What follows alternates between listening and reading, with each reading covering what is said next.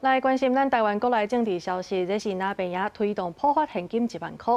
行政院提出复期是7月31日的到期。即马丰城行政院长杜英泰是考虑到8月23的时阵，也阁有7个国民党的立委罢免案，也阁有核三厂的公投案，所以可能无要提出复期。也毋过行政院到今是也未证实。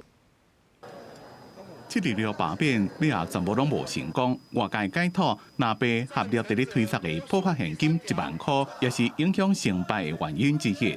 这么行政院对普发现金提出复议的最后期限是这个月30日。同讲行政院长杜英泰考虑8二3，抑个有第二波这回国民党立委的罢免案，抑个重启核三的公投，决定未提出复议案。院长补发现金，政院决定不复议了吗？ 杜英泰早起到南部勘灾无去做回应，不过有行政院人士强调，一直抑阁伫咧研究，联动所落来是毋是要申请实现加编预算，怎么拢也未定案。不过国民党团已经表态，立法院延长会期就是要处理复议案，行政院若提出复议案，一定反决到底。我们乐于见到行政院现在不提出复议，然后愿意苦民所苦，跟人民站在一起，也 等于落实了在野党我们当时极力主张跟争取通过的法案。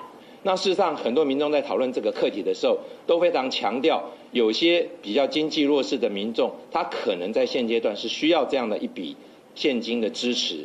那行政院看起来也并没有否认这样的需求。 对在野希望政府顺势莫违背民意，另外立委态度也放冷，讲行政院若提复议，可能会互民众误会政府反对支持经济弱势民众。不过这么普发现金并无排付条款，建议调下伫立法院详细讨论了，结果重新立法推测政策。公司新闻综合报道。